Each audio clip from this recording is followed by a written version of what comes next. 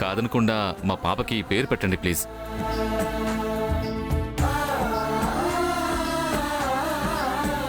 పెట్టమ్మా మైనావతి.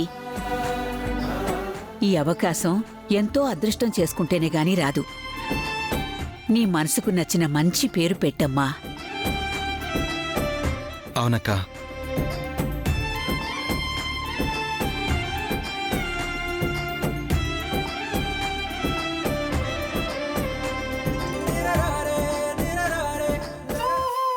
ఇటివ్వండి. అరే రే రే రే రే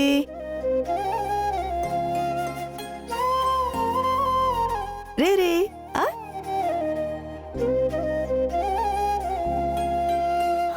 ఏం పేరు పెట్టాలి నీకు? ఓయ్, మట్టిలో మాణిక్యంలా ఉన్నావు నువ్వు.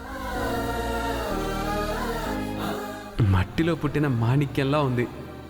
మట్టి పేరే పెడదాం. మట్టి పేరే పెడదాం. ధరణి.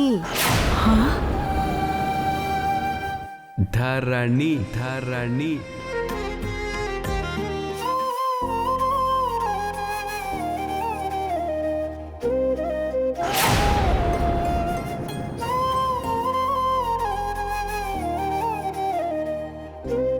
ధరణి. This credit goes to ధరణి.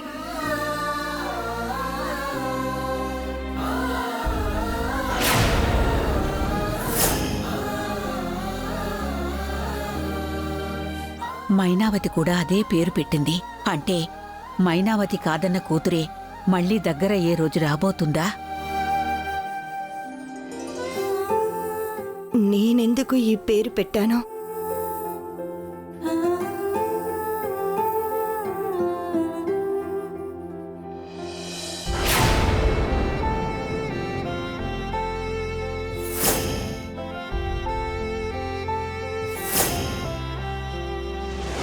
ఆడపిల్ల తల్లి, అచ్చం నీలాగే ఉంది.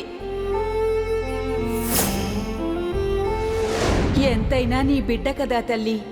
కనీసం కళ్ళారా ఒక్కసారైనా చూసుకోమ్మా. అక్కర్లేదు.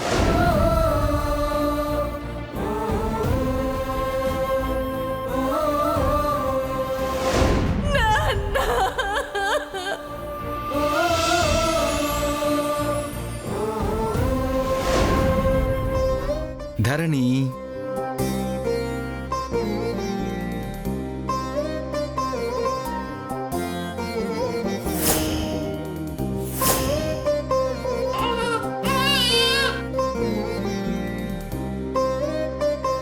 ధరణి పేరు చాలా బాగుంది. అవునండి.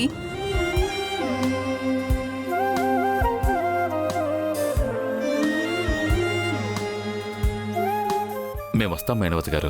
వస్తాం రాయుడు గారు.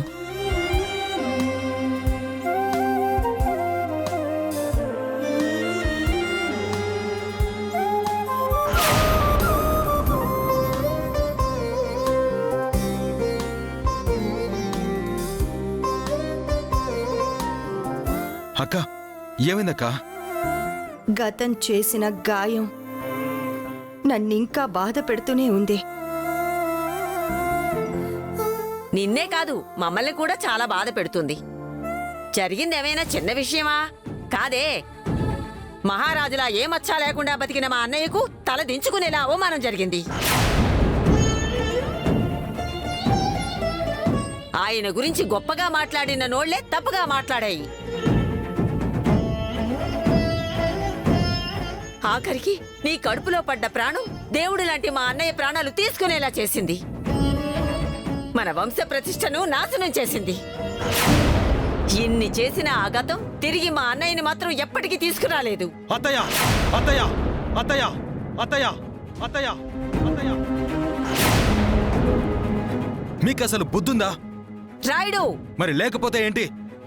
అవతల అక్క గతాన్ని తలుచుకుని బాధపడుతుందని మీకు తెలిసినా సరే మళ్ళీ అదే గతాన్ని గుర్తు చేసి తనని ఇంకా బాధ పెట్టేలా మాట్లాడడం అవసరమా? ఏం జరిగిందో మీకు తెలీదా? ఎవరో చేసిన తప్పుకి అక్క జీవితం బలైపోయిందే తప్ప తను కావాలని ఏ తప్పు చేయలేదు, చెయ్యదు కూడా. రాయుడు, నన్ను ఆపకక్క.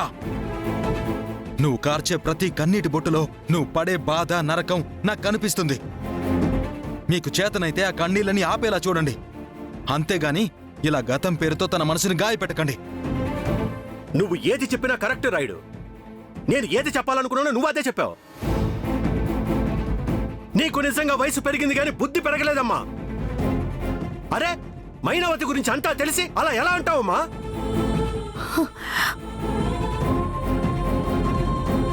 మైనావతి, మా అమ్మ తన అన్నయ్యను దూరం చేసుకుందన్న బాధలు అలా మాట్లాడింది. నువ్వేం ఫీల్ అవ్వకు.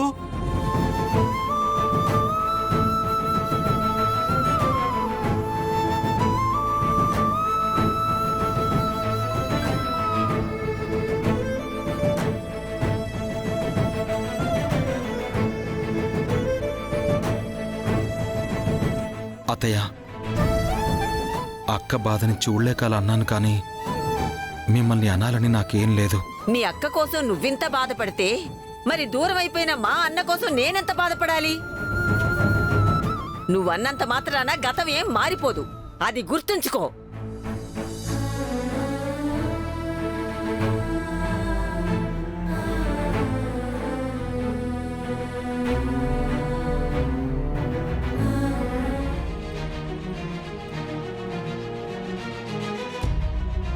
అంజీ, నువ్వు ఇక్కడే ఉండు. ఆల్ ది బెస్ట్ ధరణి.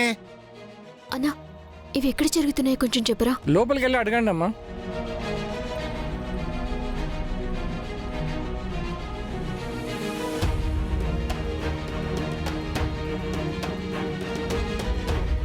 అక్క, ఇవి ఎక్కడ జరుగుతున్నాయి? అలా ముందుకు వెళ్ళి ఫస్ట్ ఫ్లోర్కి వెళ్ళండి.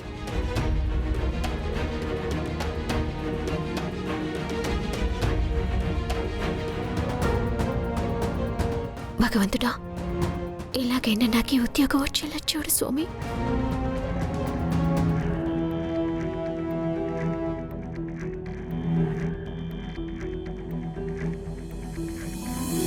సార్, సార్, కాలేజ్లో ఉద్యోగాలు ఇస్తామని చెప్పారు.